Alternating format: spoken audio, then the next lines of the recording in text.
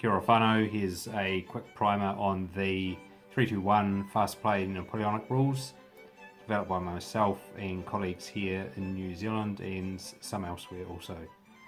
The name 321 comes from Napoleon's maxim of warfare that the moral is to the physical as 3 is to 1.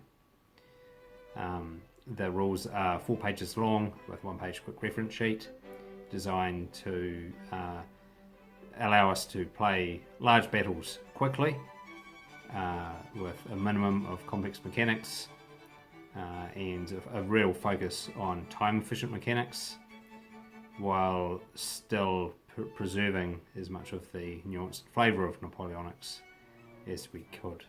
So in this video I'm going to use a few units here to run through a turn and illustrate the core mechanics. There's some extra special rules and so on that I won't cover here, but these are the main rules.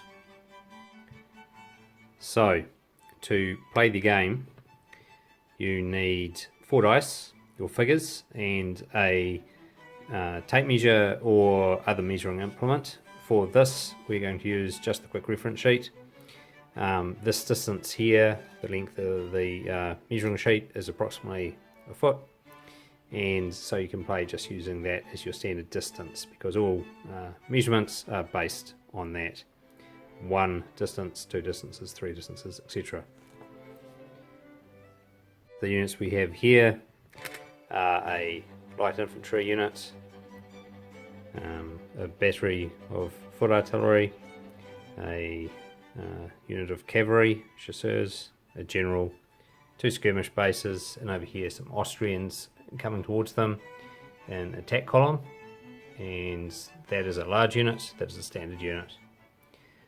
This infantry is in line, this artillery is in line, this cavalry is in line, and the skirmishers are in skirmish formation.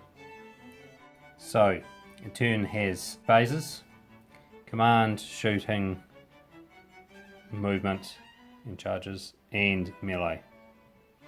So you start with the command phase by rolling the command rating against the command rating for each of your generals.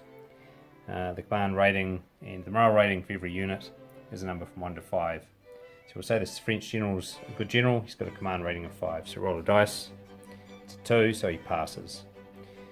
You pass if you get equal or less than your command rating. And that means his brigade or division, might be a small division, is able to move. If the command is failed, and you can get rerolls of this dice from a corps commander, if it fails you turn the general to face your base and the division holds, which means they cannot move except to change facing or formation. So after the command phase, the next phase is shooting, and you have an option here to recall skirmishers, which you normally do to unscreen your troops so they can fire at full effect.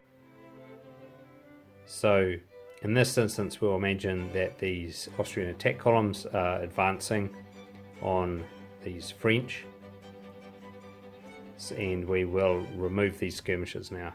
These are recalled, which means they're removed from play. At the end of the move phase, if they pass the morale test, they can come back on within 1 unit distance of their commander and not within 1 unit distance of the enemy. So with shooting, each infantry base shoots straight ahead at the closest target in front of it, and artillery shoots within 45 degrees of straight ahead at the nearest target. If artillery passes a morale check, it can select a target. In this instance, all units will just shoot what is the artillery will just shoot straight ahead. So with firing, each base rolls a single dice, and normally in all situations 6s hit. However, formed units in line, infantry and artillery, shooting at other formed units, so infantry and cavalry, need 5s to hit. So if we look in an overview here, we have 3 bases from the infantry shooting at that column, and 1 base will shoot that column, and both the artillery will shoot that column on the right. So this line will roll 3 dice with a volley of musketry at that column, and it got 1 hit. When you hit a unit, you stagger one of the bases, and a unit you can stagger all the bases except the last one. If you get a hit and there's no base remaining to stagger, so that had taken 5 hits already, then you would roll to eliminate it, to break it, and you would need to roll higher than its morale to do so. You would do these break tests for every hit that can't result in a base being disordered. Also have this 1 base here shooting at the smaller column, and that hits. And then we have the artillery. Now artillery at close range, so musketry only shoots at close range within 1 unit distance. Artillery rolls 2 dice per base at this range. So this is canister. So we'll roll that, and we'll roll that one which is cocked. So the column got a bit lucky there, took only 1 more hit.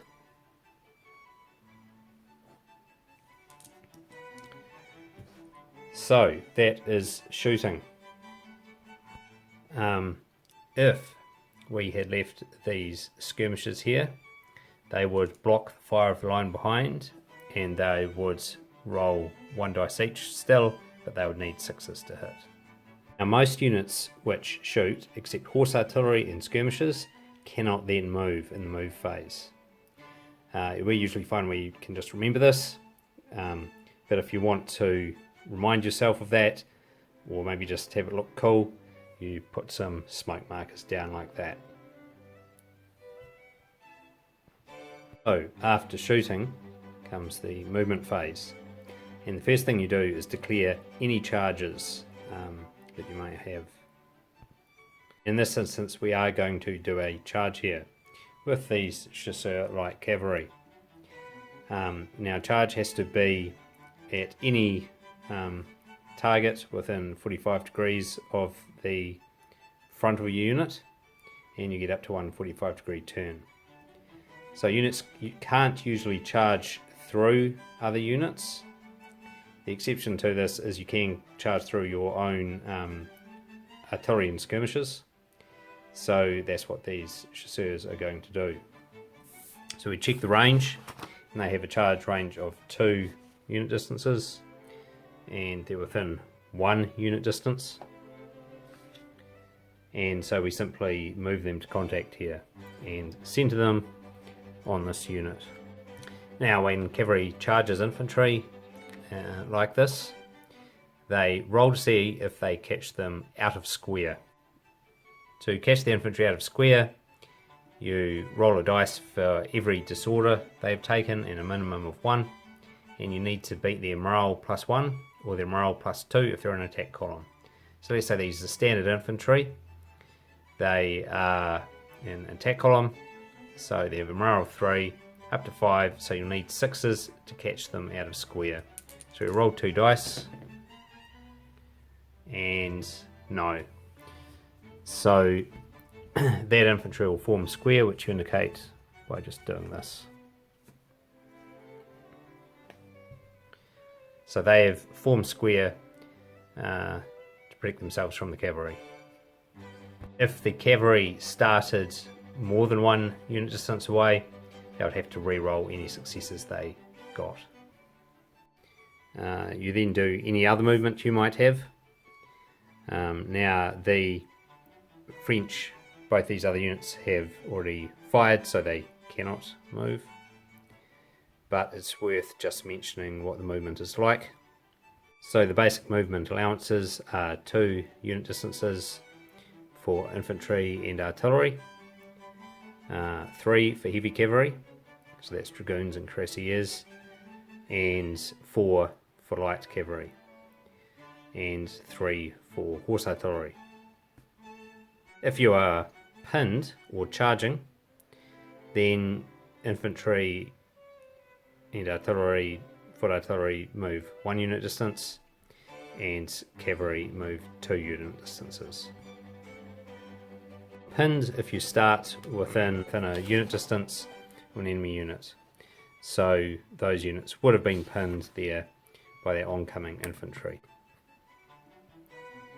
Also, if you are pinned, you can only move within 45 degrees of your frontal rear, or shuffle up to 2 base widths parallel to the enemy's front. So for example, these could shuffle like that.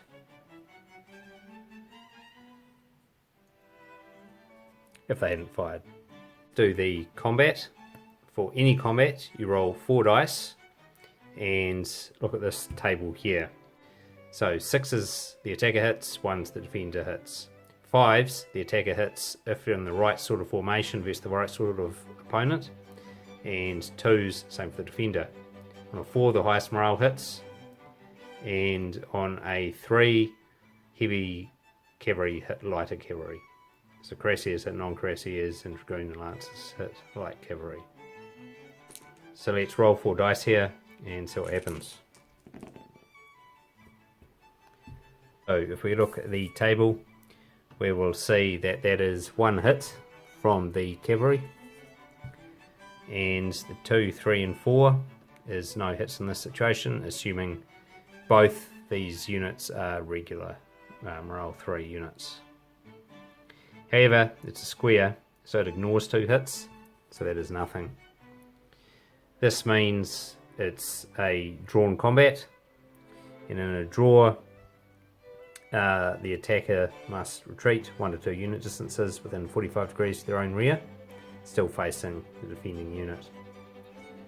And whenever cavalry charge, they must also make a fatigue check, a morale check, so a roll for them, which they passed. So they do not take any disorder. They'll take disorder if they failed that, and they must retire 1 unit distance. So we will bring them back to here, and they can pass through. Other units, it's assumed there's space around them to allow them to do this. And that is the end of that combat. So that is the end of that turn, and now it switches to the Austrian turn, and starts with the command phase. Let's assume they pass that. Now shooting. So a column, it could shoot 3 dice, those 3 bases at the line. It would need 6s to do so if it did so, but let's say it will not do that, instead it will charge. So in the movement phase, the Austrian attack column decides it will charge the line.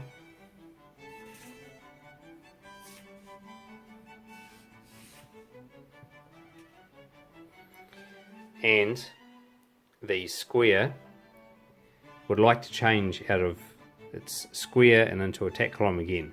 However, squares which begin their turn within 1 unit distance of cavalry, including from cavalry that have retired, cannot change out of square. So it is stuck in square. It can move up to 2 bases, so it will do that. 1, 2.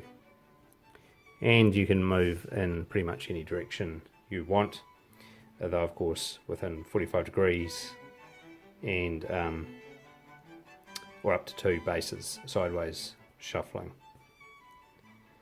Not that this is a particularly good idea, but just doing it for example here. That is the movement, so we move straight to melee, and here once again we just roll 4 dice and see what the result is. So the result of this combat is this. So a 6 is a hit on the line, A 5 isn't a hit from an attack column. A 2 is a hit from the line. And a 4 is the highest morale, which we'll say again is here no 1. Now there's also the chance for flank supports, as you see, if you have a unit in position to charge a flank and the enemy does not. So potentially here, this cavalry could be threatening the flank of this infantry, but it has to be able to legally contact, and there's not enough space there thanks to the advance of that square. The result here, 2 hits on the line, 1 hit on the column. The column takes a hit. The line, though, has taken more hits, so it automatically breaks and is removed. And this infantry will have the option to take that position, advance to there, or make another charge move straight ahead. If the column was beaten, it would fall back instead and would have to make a morale check or break. In the situation this was a drawn combat, the side with the most ordered bases wins draws, which in this case would still be that attack column, because it has 5 ordered bases and the line only has 4 ordered bases. Generals also have the option to join units, which you do just by placing them in contact. If you have a general leading unit like this, it means you re-roll all hits that that unit takes. So those 2 hits on the unit would have been re-rolled, and that is no effect. But on 1s, the general was killed, and on 6s, the hit is discarded. So for example, if it rolled 2 6s there, then the column would have been thrown back, as unlikely as that is. So that is a very brief introduction to the main mechanics of the rules. So I hope that's useful. Thank you.